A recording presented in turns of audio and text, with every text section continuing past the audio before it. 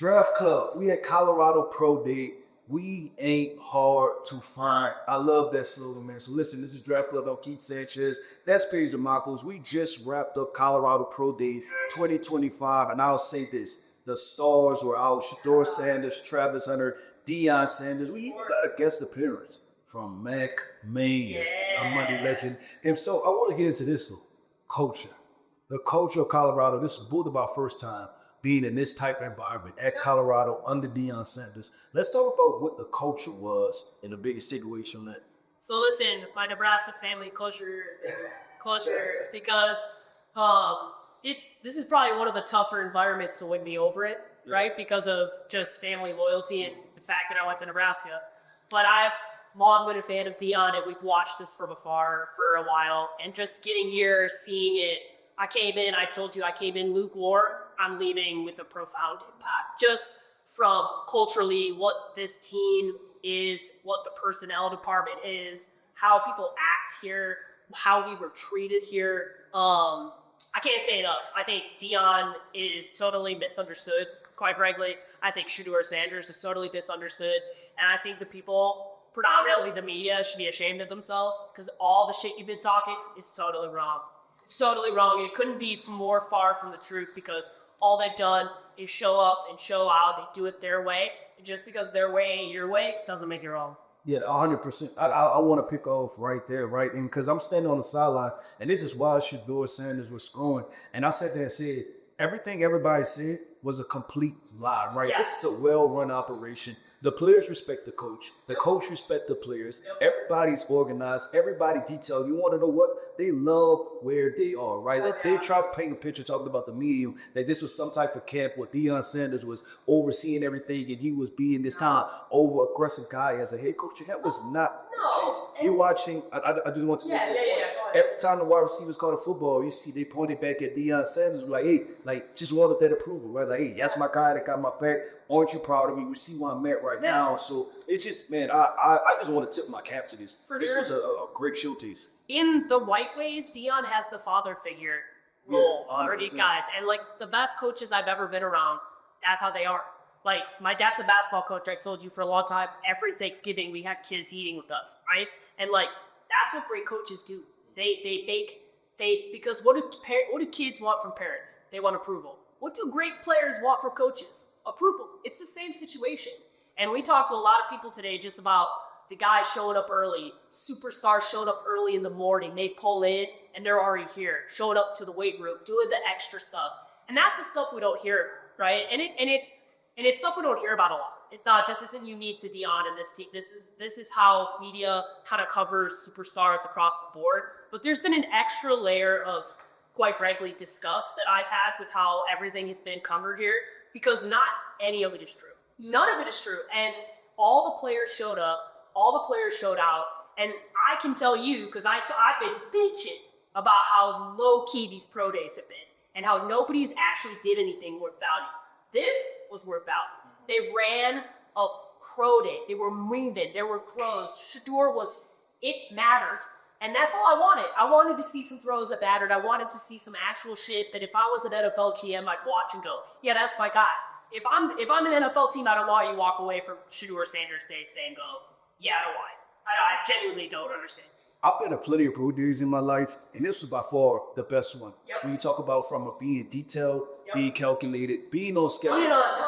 Yeah, running on time. Running on And then time. on top of that, the culture part of it, right? Like they're playing the music. You hadn't mattered to the kids. We're watching Travis Hunter do his dances in the middle of a pro day, but you know what it was? It's I'm relaxed. I'm here. I'm ready to showcase. This is their biggest interview probably of their entire lifetime, and they're relaxed enough to crack a smile, to have fun. Right? You see wide receiver. I want to bring something else about that point because it's probably the thing that pisses me off the most is the culture of the NFL that they want to try and gotcha to these guys, right? They had all these moments throughout the process that they're trying to basically throw these players off. Why on earth are you trying to see them in that environment? The point is to see them at their best. So if you want to see their best, you have to put them in an environment to create the best. And Deion gets that because Deion was a superstar. So that's why when we were watching them, they were dancing and they were loose. That is exactly how it should be. And it's not like that. It's not like that anywhere. And it's because there's some weird kind of stigma around like, ooh, we got to see what they look like in tough environments. Guys, we've seen them in tough environments on the tape. We don't need to recreate that shit when we're here at a pro day. We need to see, I want to see who the player is at their best. And that's what Dion gave us the opportunity to do. Yeah, 100%. I'm going to transition here because I want to talk about Shedeur Sanders. Yep. And that's the direction I want to go. And what I got from Shedeur Sanders was, it was good, right? He was comfortable. Yeah. But this was business. Oh, yeah. Because you can even tell, like, him in the way he was moving around with his wide receivers and stuff, like, hey, we're going through this, we're going through this, we're going through this, right? He wasn't goofing around. Nah, he was not. He was calculated. He was in his bag. He was hitting his wide receivers, be the wide receivers. I'm going to be the quarterback. I'm going to show these general managers, I'm going to show these NFL teams, right, these NFL fans, why I should be the face of the franchise because you know what? I handle business. When the brights are like, I can perform. And that's what you're seeing today. You watch them throw the football, right? The accuracy, the deep ball accuracy, and middle of the field accuracy, throwing it short, right? He threw every route in the book, and people are going to complain and have question marks about his arm strength. Guess what? I see plenty enough arm talent out there. Guess what? You can have a strong arm and throw 80 yards, but guess what? You can't hit the wide receiver. It doesn't matter. It's just, I would say baseball, it's a long foul ball. And how many of those balls do you throw in an NFL game? Right. That's the other part. That's the part that I don't understand. You know how many throws are between where the line of scrimmage is and 10 yards? Most of them. That's where the throws need to be made. The processing needs to be good. He's the best processor in this draft class. And it ain't close. You see, he checked all the boxes. Shedeur Sanders just flat out checked all the boxes. He did everything I wanted to see. And I go back to the arm strength because that's been the biggest knock on him. He's not fast enough. He's not tall enough. He's not strong enough. Well, guess what? We could say that about plenty of quarterbacks that had tons of success. Then we could point out the big, strong, fast ones that can't throw a goddamn football. So give me Shedeur Sanders. Give me Monday, Tuesday, Wednesday, Thursday, Friday, Saturday. And guess what? I want him twice on Sunday. Yeah, I agree. I couldn't agree more. So I want you to give me one Shedeur moment that stood out today because I think what you said is so true. We've seen him smiling and giggly and kind of like throughout this process, right, at the combine and like very relaxed. And today, he was totally different. He was all business in the best way. Like, he was relaxed. It wasn't like he was uncomfortable, but he was all business. And I think there's a couple of specific throws that stood out to me, but I want your best moment today. Yeah, I'm going to go this. And my moment, this is what I'm going to say is profound thinking, right? Yeah. The entire situation was his best moment. Yeah. I would think he broke a situation from the very beginning when we had warm-ups. When he was on the side with warm-ups, he had that look in his eyes. And I was so happy to see it. As a talent evaluator myself, I wanted to see what the Shedeur, the highly competitive guy, looked like in person. Yep. And that guy was ready to eat. Yep. He had that Tom Brady look in his eyes. So like, you know what? I'm ready to go win. And you see it. And I'll say this. Best moments were when the wide receivers didn't catch the football. Because he was right there picking those guys up, saying, hey, big dog, don't worry about that, let's go get it again. And that's what you want, because these teams drafting at the top of the draft, you're there for a reason. It's usually because you're bad, right? And you're bad in multiple different positions. 100%. I don't want a quarterback that's going to run when things get tough. He's going to run away from trying. I want a guy that's going to be an uplift the entire locker room, and he did this at Colorado. Yep, 100%. I think for me, body language the whole time for him. He was confident, cool, collected. Everything you want from a quarterback, he did that today. He showed that today, and it didn't stop. It started from where I pointed to you, and I was like, hey, we got to go watch it. He was throwing tennis balls up against the wall, turning his hips, right, and throwing it with the right, catching with the left, throwing it with the right, catching with the left. And I'm like, see, now this is where I got a problem with people, saying that this man's not athletic. Are we joking? Literally, are you joking?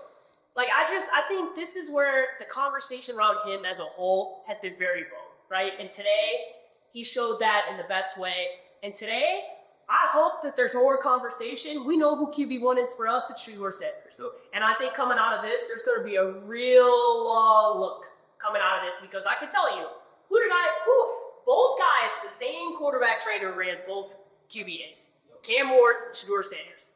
Cam Ward's looked nothing like this. Nothing like this. And I'm not saying, not knocking Cam. I'm just, from 1v1, it wasn't close, quite frankly. I stood on the sideline and watched Joe Burrow for 2 years, right? Watch him go win us a national championship at LSU. Shedeur Sanders has that same type of pedigree, the same type of arm talent, and that's why I want to wrap up the Shedeur Sanders conversation. I talk about this guy. How has been winning. Travis Hunter, let's talk about him, man, because I think we've seen a different side of Travis. Just from a personality perspective, Seen him out there, and it was fun to see him in the height of the moment. He was jovial today. Yeah, he was having a good time. So I want to see, what did you observe from him that you were able to take away from this? One, I want to say the conversation around the girlfriend's wrong. Fiance, I want to get that out the way. Got to see her, got to meet her, got a good conversation. All she is a super fan. And the part of him that we saw is his joy of football. It's infectious. Like I looked at you and I was like, man, he got $1 million smile. Because he's just smiling all the time. Like watching him play football makes me love football. Yeah. Like that's how he plays. Like it's so enjoyable to watch him. And that is, I can't tell you how much I walked away from. One, he looked bigger, literally, in person. He looked bigger today, and he's been lifted, and he's been in his zone and preparing for this. He looks really good. And I think on top of that, I cannot say enough about his joy of football. And that's because this is all he wants to do, man. He just wants to play football. And it doesn't matter what the position is. You can figure it out when you have him there. You can have him play wide receiver. You can have him play corner. You can have a couple packages for it. But he's going to be a superstar, no matter what it does. Yeah, this guy, he was a born football player. Yes. He was born to do this. And we've seen another situation where we've seen in warm-ups where he's catching it with his fingertips. And you're talking about not max effort. It wasn't 50% effort. No, it's not like he was barely doing it. Yeah, that's what I'm saying. It was 20% effort in warm-ups and just bucked it out the hair. And I look what we expect. This guy's a supreme athlete. Nobody's talking about the upside with him, with the short area quickness, the burst, the fluidity. Stutter stat. Yeah, just everything. You seem to really get into his wide receiver bag here, right? Yeah. With Shedeur Sanders throwing him in football. And he was like, okay, cool. Y'all want to see something? I'm going to showcase this high level of what I am as a wide receiver. So I thought that was really impressive from Travis. And I like that he went as a corner to the combine, and we kind of took the first half of this process to show that part of it. And today was all about him being a receiver, right? Yep. And so overall, I thought today he showed how much he loves playing ball, how much he deserves to, quite frankly, do what he wants when he gets to the next level. And leave the girl alone.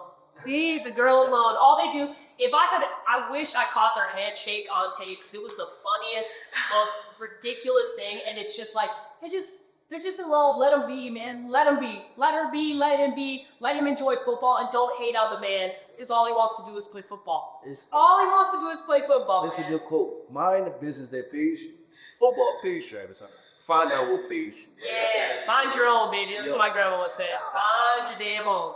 Outside of those two, there was some more playmakers. Yeah. We had LeJohntay Wester. Yep. We had Jimmy Horn Jr. And I'll say this. You want to talk about speed, and more speed. And while all the attention is on Shedeur Sanders and Travis Hunter, those two guys, LeJohntay Wester and Jimmy Horn, they were NFL clicks. They're going to start for an NFL team. They're going to make key plays for an NFL team. Electric players that can play in the slot. I think they could play on the outside. And these are guys that are vertical stretch guys. So watching them in person, I was thoroughly impressed with him. Yeah, LeJohntay especially, I thought, just because we've seen Jimmy a little bit more, and there were a couple of routes that LeJohntay ran that I was like, Keith, there's that speed. Like, him coming off the line, him making a couple catches. He made a couple catches on both sides of the end zone that we were like, whoa. Like, he had himself a day. They all did. Honestly, there was nothing to criticize. I think there was 2 drops today. Like, literally, everybody looked good. I walk away from this, and my biggest takeaway is that, unfortunately, we made this Colorado football team about everything else but football. And I think when we look back on this, we're going to see that we missed a moment with Colorado football because at one point you had LeJohntay Wester. You had, I'm going to throw in Will Shepherd also, transfer from Vanderbilt. Why he's been there at Colorado, big body kid that can also play football. So you had LeJohntay Wester, you had Will Shepherd, you had Jimmy Hall Jr. and Travis Hunter, plus Shedeur Sanders. That's an NFL caliber squad right there. And people aren't appreciating what that is and the talent that's inside and what we just seen. Yeah. And that was very impressive. And I think the reality is a lot of the reason why we didn't get that is because it came together so quickly, right? And then the offensive line struggles, and because of that, you didn't get to see this core at a maximized version, right, during the season. Because if you take the Tua squad and you break that offensive line from Alabama here, and they play with these guys, I challenge you to evaluate that. Look at that and think about what this team would have looked like had they done that. And then think about 2 years ago, this team wins one game and how much every year has been a year of growth. And I think what I'm leaving away from this going is I'm looking at this and going, man, I'm really excited to see the growth of Colorado football in the future, because I think there will be less noise now that Shedeur's gone and it's Dion coaching and it's not his son and it's not Travis. And I hope people can appreciate it now. And there's nothing we can do about the past. Y'all were wrong then. Now let's move on and let's hopefully, because they got some studs coming. They got some studs coming, and I hope we can appreciate that, because one, this campus is gorgeous. This is like, if you're a media person, you should want to come to Colorado. Yeah. Literally, this is one of the best environments we've been to. They treat the media well, and you're respectful. And that's all anybody should ask is, if you give respect, you'll get respect. And I think that we definitely didn't appreciate it in the time frame, but I hope we can appreciate it moving forward. Yep, 100%. I think you left it over to Chris Poppy. We're talking about the future of Colorado football. And I say this is the future, right? Because this is a well-run program for us top to bottom, right? And you said it at the very beginning, and I'm going to say it again. Just because you don't understand it does not mean that it's wrong, right? It's just a different way to go about things. And I think this is, I'm about to go here, right? It's that media, certain elements of media want to embrace certain elements of culture, right? They want to do the gritty, but you can say it, certain elements of black culture. Let's just go right there. Let's go straight to it, right? There's certain elements of black culture that the media wants to embrace, the parts that they understand, the gritty and things like that. Parts that they're comfortable with, let's be honest. honest. That they're comfortable here. But the big chains, the grills, things like that, things they don't understand. They know that they can't imitate themselves. That's the part that they want to turn around, they want to push against. You even had the head coach of Colorado State say something about wearing a hat. Guess what? I wear a hat every goddamn day, and I take care of my first sons, right? It doesn't make me any less of a man, or it doesn't short it on being disrespectful. But they've been able to take small narratives and being able to spin it. And so I look at the future of Colorado football. I say that this is a well-run program. You're recruiting well, personnel is well, everything is going well. So I see the future. Yeah, and I think the part that will make me laugh is the part that you talk about in the sign in the media room, right, where the players walk in. No earrings, no ass, no BS, right? Like they're showing up and they're showing out to do business only. And I think that's the part that people are not understanding the culture here, and it's because you're watching it from afar. You're not actually trying to understand, and people hate on what they don't understand, and that's across everything. That's not just sports, that's just life. And I challenge people to come here and walk away, because I guarantee you, if you show up and you come here, you're gonna walk away impressed, one way or the other. No, I agree with that 100%. And he's just, like I said, just going back to it overall, it's just the outside media. They've done a really impressive spin job on really what's going on and finding different ways to take different digs at Dion, at Shedeur, at Travis for no reason. But at the end of the day, we've seen, we've came, we've conquered. Well, I'll tell you this, the stock is all the way up on this Colorado football program. Yeah, it couldn't be higher. And I just want to end this with thanking Dion, Corey, all the Colorado for having us out here. This was an unbelievable pro day, the way it was set up. And I think my parting thought here is, if Dion didn't know what the hell he was doing, Byron Leftwich wouldn't be here. Pat Sherbert wouldn't be here. Look at the freaking staff they have here. You think about those guys, NFL guys, guys who've Marshall Falk, these are Super Bowl champion. They've had head coaching jobs in the NFL. Byron Leftwich was coaching Tom Brady 2 years ago. Okay, as an offensive coordinator and won a Super Bowl. You think these guys are going to follow some jackass? No, they're not. These are grown-ass men who have been places and won things, and they're all here and they're all bought in. So if you think somebody could do that and be the person you portrayed him to be, you are very, very wrong. You are very wrong. Every player we talked to, they said two things. They said, Coach Prime, he allows me to be myself. And secondly, I love being here. He holds me accountable, right? And that's the we too hard to find. We ain't hard to find. We ain't hard to find. Showcase, Colorado Draft Club. I'm Keith Sanchez. That's Paige and Keith. Buffalo, yo.